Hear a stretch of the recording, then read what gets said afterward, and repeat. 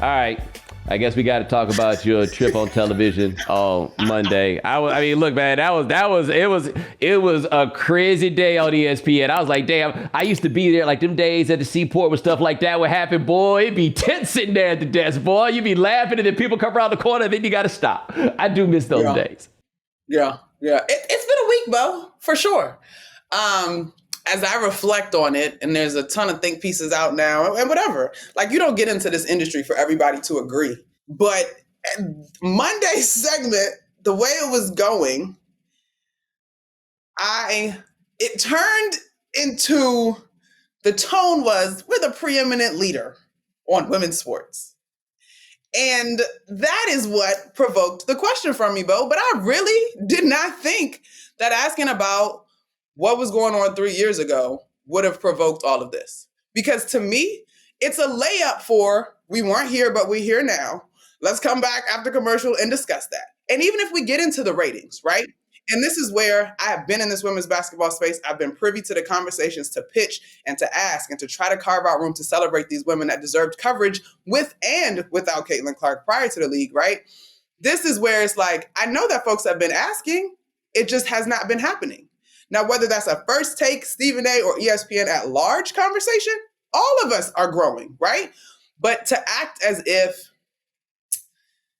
this is the preeminent space and I'm so well-versed, I'm a woman in sports television. I'll defer to my colleagues, 25 years on NBA, obviously sitting with a Hall of Famer on NFL. But in that moment, nah, y'all, like, I'm the one that's been here. And I think my miscalculation was assuming that the relationship had enough depth to challenge, because my friends and folks that I call people in my circle, we could challenge one another. Yeah, and I think, and I watched it all, and I was texting you as it was going because it was quite the discussion on a number of levels. I think, and we talked about it a little earlier where you talked about the layers of the discussion. And I do think that one thing we all need to acknowledge in this space as men who are doing this is, like, talking about women in public is not always easy for a lot of people. I think even for the people who believe that they are the 5%, God's chosen few, right? They think that they are the enlightened ones that could, that know what they're going to do. You still get to talking and then you're like, ooh, that word might not sound right. Oh, hey, maybe, you know what? I might not have as much practice at this as I thought. Oh, man, I might be bringing some baggage with me in what I discussed. Like, I've realized this over the years. I've noticed it in others. I've noticed it in myself, right? Like, one thing I noticed in talking about women in sports, like when we would talk about the women's soccer team, for example, we weren't good at scrutinizing when they came up short because we kind of treated like the dainty princess kind of game, which is interesting because it's what's done with Caitlin Clark, but not necessarily done with the entire league. But we all gonna bring a lot to this. And I think that we need to acknowledge sometimes we gonna get it wrong, and we probably didn't get it right before. I know I'm talking more about this stuff than I did before, quite honestly, because I don't know what I'm talking about. And now it's visible enough that I can find enough things that I can talk about it, even though I didn't know what I was talking about. And now people can make the argument, well, you could call somebody else. I could, but I didn't know enough about what I was talking about to call somebody else to know specifically what it was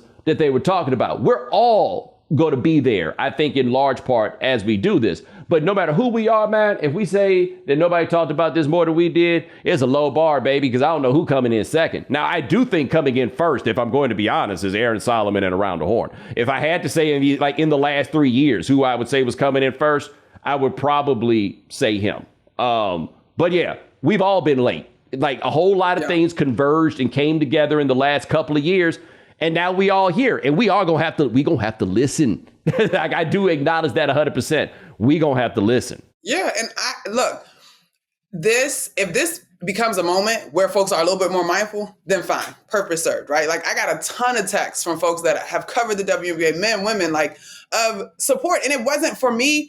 This is why this whole thing has blown my mind, Bo, because it truly wasn't, in that moment, it was not about checking and winning a debate. It was a legitimate question. Right? This space has grown. So many people have just joined the space that weren't here 3 years ago. Now, we could get into the minutia of nobody cared 3 years ago. The ratings weren't there 3 years ago. And I'm not going to say that the ratings are wrong. But like I said, I've been in it long enough to know that folks were asking for opportunities to help bring in a new audience, and they just weren't giving them, right? And so this is why, like, again, in this conversation, I would never part my lips to say that Caitlin Clark is not a huge phenomenon and great for the sport.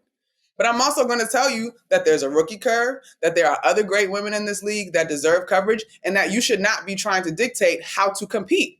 The league's been standing for 28 years. Like, these women know how to compete at a high level. The Kennedy Carter knocking Caitlin Clark down. I think Colin Cowherd made a very interesting point. He's like, Caitlin Clark can handle it. It's like, they're not fragile. We are. Because we don't know how to talk about women in these spaces. I have a larger thing, and I honestly want to like start something book related on this, and I've talked about this before. By and large, the celebration of sport in society is the celebration of masculinity. It's the celebration of men. It's the celebration of masculine energy, all this stuff. And it gets wonky once we start ascribing these things to women. People just don't quite know exactly how to talk about these things. Now, there's, I think, a lot of men who have daughters who participate in sports. And so now they come up in these worlds. They see more. They view it differently because they have a bit more of a like firsthand accounting of what to do with it. But yeah, I give this to Caitlin Clark. She did not hit the ground and crumble, right? Like I recommended to her, don't get out here doing no Karen shit. That ain't really going to work out too good for you. But at the same time, I don't feel like that's the approach that she's taking. And in fact, I remember this. It was last year around the Angel Reese, Caitlin Clark stuff. And I can't remember if I called you or texted you. I think I called you and I was like, Caitlin be out there giving it to him. He was like, yeah, she'd be out there giving it to him. Like that was an important piece of context to have that it felt like nobody explored. Yeah. And you're absolutely right in terms of, I think Sally Jenkins wrote the book, Girls in Pretty Boxes, back in the day that I read in grad school. But in terms of what you want your women to look like, even like applying that to a sports lens from all these people that cover sport for a living, that competed at a living. If anything, the baseline is the desire to compete. And like, the other thing about all this thing is there is no code that says everybody got to like each other. Like, it's competition. Not everybody's going to talk trash. Some people going to have plenty to say. Like, there are different ways that we all compete. And as long as you're doing it within the parameters of the game, like, there is nothing wrong with it. And so it has just been the irony, Bo, or the poetry that as a woman in sports, which comes with all of its whatever it comes with, discussing women in sports would lead to my diminishing my existence as a woman in sports. Like this personal cycle for me this week for going on a debate show and debating, it's been a bit of a vortex. Like, and I think I'm thankful for it because you learn from all of these moments. But to your point, it is a microcosm of what I think what was cut off at one point while I was making this point on First Take. As a woman, you're always dancing, thinking twice about your words. You're forced to try to please everybody and anybody. And it's an ongoing tightrope. And you're just trying to be. We're on the show to debate. I'm debating. I asked a question. I still don't necessarily have the answer to said question. And genuinely, it wasn't a dig. It was a legitimate question. So we're all learning together. I hope more people are interested in having listening ears, not just conversations, but having their listening ears on in those conversations.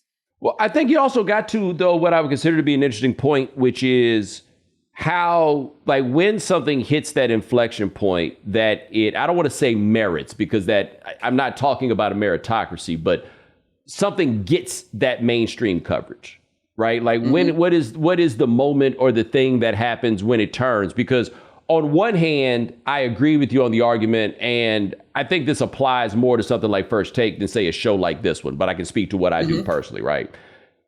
I think it's fair to say that with the platform that Stephen A. Smith, to raise the question as to whether or not more visibility to the women's game could have been brought if he had talked about it sooner. I also think it's fair to say if he didn't know the stuff, you didn't want him to talk about it any sooner. But at the same time, if that was where his interests were and like where his attention was, you could make the argument that, yes, he could have been talking about it on that platform. On the other end, I could look on something like my show and I could say if last year I decided I was going to put out a WNBA preview, this audience that I have, and it's an opt-in audience, was not primed for that. And I don't think that, I don't think they would listen to it. I think I would be doing it in large part. And this is what I don't want to be, because I bet you see these people too, and they annoy you like they annoy me, these damn panderers who's out here just doing it, trying to get some clout off of this, trying to say that they doing it, to say that they did it. I would rather make the argument that it don't matter if Bomani Jones cares about what you're doing to legitimize it, rather than I'm going to do this because I have to, and because I'm going to show people that I'm doing it, and then it don't nobody hear it. then what do we do? But something has happened in these last 3 years. I think it's the falling interest in men's college basketball, the increased interest in women's college basketball, the more names that we're learning, and people who turned to the W at different points and realized, if you watched it in the mid-90s, this is a world's different quality of play than it used to be, right? Like, I will not apologize for not watching early 2000s women's basketball. It wasn't my bag. This is a much better brand of basketball to watch, right? And so it all came together, and it comes together with Caitlin Clark. Like, as much as we could say that there are other great players that have shown up before, but it's perfect storm, and it does have a lot to do with her. I don't think that I don't know if she'll ever, and I don't know enough about the game to know this. I don't know if she'll ever be able to be the same type of player as she was in college, because I don't know enough about the physical differences between college basketball and everything else. But I know every dollar that she gonna get off of these endorsements and all this attention, it was earned. That was a legitimate phenomenon that we had.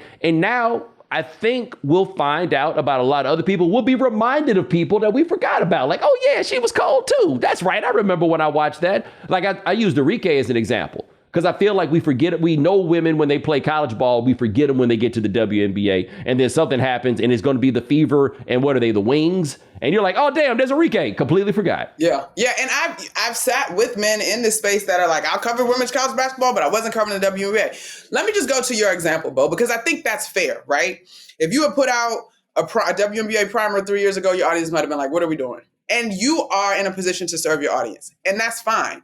But you just articulated that to me, and we could discuss it, right? And you could say to me, Man, I think you're a little too close to this, because I know that you've been pushing, but so much of media is, what is the audience responding to? I've been in TV, I'm a TV professional, like, I can hear that, right?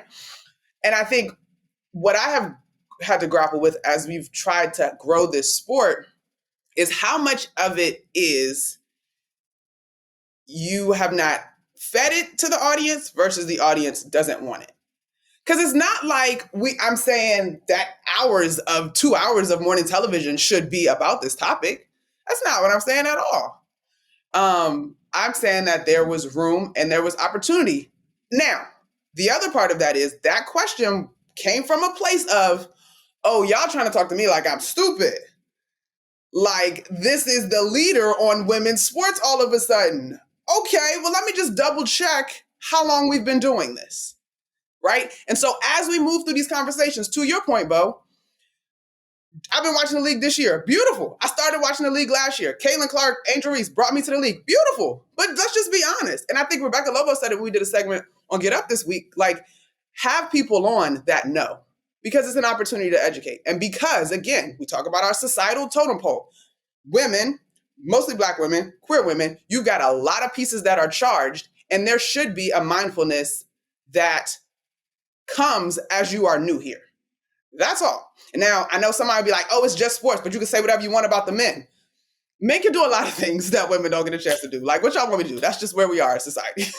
But I also think you're right, though, in the sense, though, that I could say that about my show, but I also could have done it. Like, if I had been so invested, I could come up with ways around it. I've figured out in the past how to talk about the World Cup when I don't really know that much about that. Now, I might could make the argument that there's more of an audience that's there, perhaps. But your point is a valid one, even if I didn't do it before, even if I have a reason that I didn't do it before. If I had decided that that's what I wanted to do, I had the option of doing it, right? I can be justified in not doing it while also acknowledging I could have done this at a different point, right? And I think that's where a lot of people are going to need to get on this. So also, for example, I've made this point before that I think the people who have been around the longest need to be able to figure out who's making an earnest attempt and who's not, and recognize some people making earnest attempts are going to get it wrong, and you should probably cut them some slack. Now, is that a very self-serving outlook that I am offering? It certainly is, right? I'm definitely talking about myself in part, and I'm not. What I don't want to be is, they was mean to me, so I stopped. But at the same time, I can tell you, it's a lot of they was mean to me, so I stopped. So if you want these people to talk about this stuff, you're going to need to be a little bit nicer in some cases, but you have to actually try. And so what I think happens, and I'm not saying this specifically about Stephen A. or Shannon, but I'm saying generally, when I don't know what I'm talking about, I try to move things into spaces where I do know what I'm talking about. Like with soccer, I make jokes out of it. I use basketball terms like, oh man, it's a fast break. Oh snap, he got handles, right? Those. But hey, that's how my brain works, and other people can get it. That's what I do. That's what people typically do when they don't know what it is. They try to move it into the paradigms they've already have established. A mistake that a lot of men are going to have is their established paradigms of women are not good ones. Their established paradigms of women can lead them to say things that are not going to sound out loud like they might sound in people's heads. And we're all going to have to become better people to actually do this properly. Because I do think, especially with the Caitlin Clark stuff, a lot of this goes back to what people already think about the ways that women interact with each other. And don't get me wrong, I got some thoughts on how I think that women interact with each other. I ain't gonna say them all, though. Not on TV, because that would be stupid. That would be the dumbest thing to do in the world. For me, like if I could boil this thing down to anything, like make it as simple as possible as the new eyeballs have come. And trust me, like I've also been in sports media long enough to know that with the new eyeballs, all the noise and the takes, and it's going to get crazy. And boy, has it gotten crazy. But if you're really here trying to celebrate or follow your favorite player, just respect competition. Like that's what I feel like this week has boiled down to. These are basketball players. They are not competing in ballet shoes and tutus. Like it's not so you think you can dance and I'm just going to outperform. Like it is a physical sport. And in all of this, I mean, Caitlin has made a ton of money in this, but I really imagine that some of these conversations that she has been centered in, she's not really enjoyed. She's a rookie. She loves the game of basketball. She's trying to compete. She's trying to get better. And so I just think if we're going to enjoy the WNBA at large, let's get to the basketball of it all and celebrate the competition. Hey, look, that to me has been the most refreshing part of tuning into this. It's like, oh, they out here going. They out here playing for real in these streets. I've been missing out. Yeah, it's great. It's great. And like I said, happy everybody's here. Let's enjoy it. It's going to be a minute probably before the Fever are competing for like championship level. So there's going to be some struggles there. But when we said it was a curve, everybody was hating. No, it's not about hating. It's about knowing this league. You can turn $10 into $1,000 with playoff basketball and hockey entries today on Prize Picks, America's #1 fantasy sports app. Prize Picks is really simple to play, and you can make your picks and submit your entry in less than 60 seconds.